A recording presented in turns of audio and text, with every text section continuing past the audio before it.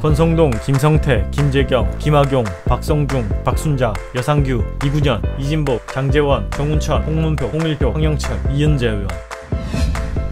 집단 탈당한 바른정당 14인과 이은재 의원이 탈당 후 자유한국당으로 돌아갔습니다. 출마 후 계속된 단일화 압박에도 유승민은 끝까지 간다며 선언한 상태입니다. 이들의 복당을 두고 비난이 일어나는 데는 새누리당에 대해서 알아야 합니다. 그래서 오늘은 바른정당 15인 그들이 복당이 비난받는 이유를 알아보겠습니다.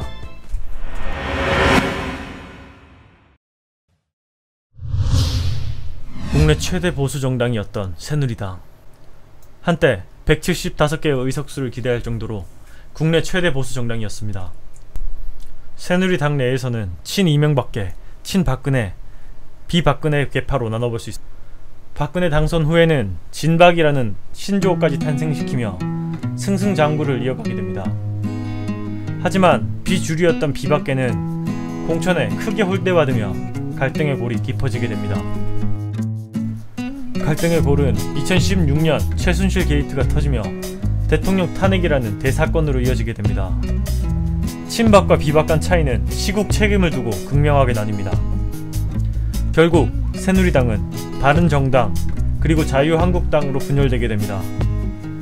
그들은 보수의 구심적 역할을 하겠다, 쇄신과 변화의 의미를 담아 바른정당을 창당하게 됩니다. 진정한 보수를 표방하며 29인이 모여 바른정당이 창당되게 됩니다. 창당 시부터 순탄치만은 않았습니다. 합류하기로 한 나경원 의원은 끝내 불참하게 되었고 이후 다양한 캠프에 모습을 드러내기도 했습니다. 첫 번째, 반기문 캠프. 두 번째, 안희정 캠프. 세 번째, 홍준표 캠프에서 모습을 드러냈죠. 바른정당의 첫 번째 가칭은 개혁보수신당이었습니다. 축약명이 개보신당으로 다수의 패러디를 낳는 문제가 생기기도 했습니다. 창당 이후 계속해서 떨어지는 당 지지율 때문에 다양한 활동과 청문회를 통해 쇄신에 주력을 다합니다.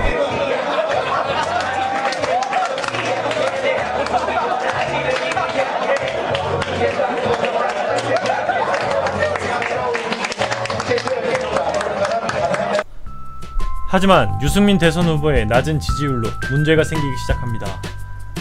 바로 자금 문제. 신당으로서 턱없이 불리한 자금력과 지지율 10% 미만의 경우 선거 비용을 보전받지 못하는 점 등등 자금력에 큰 문제를 드러냅니다.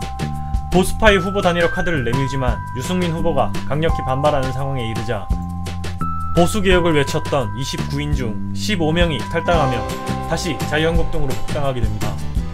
진정한 보수를 논하며 보수혁신을 외쳤지만 5개월조차 채우지 못하며 당 세력의 절반이 나갑니다. 그럼에도 유승민은 끝까지 간다는 말로 단일화를 거부하고 있는 상황입니다. 고집을 부린다는 평도 있지만 좌파를 막으려 홍준표를 지지한다는 명분은 지금 시점에서 설득력이 있는지 의문입니다.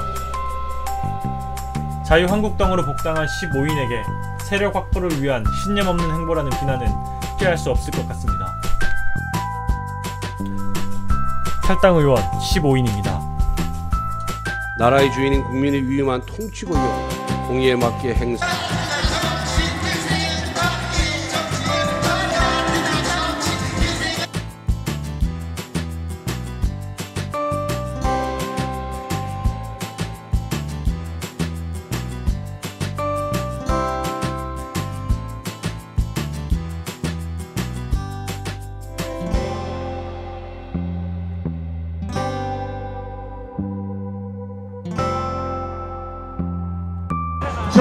반성하지 않고 책임지지 않고 희생하지 않는 저러한 보수, 여러분 계속 보수의 정동을 주시겠습니까? 아니면 개혁 보수세력 바른정당에게 보수의 정동을 주시겠습니까?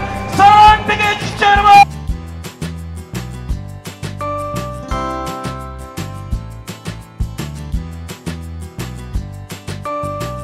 임명이 되었지만 새누리당을 떠나 바른정당에 온 황영철 의원입니다. 이게 앉으시라고. 이게 앉으시라고요. 앉으시라고.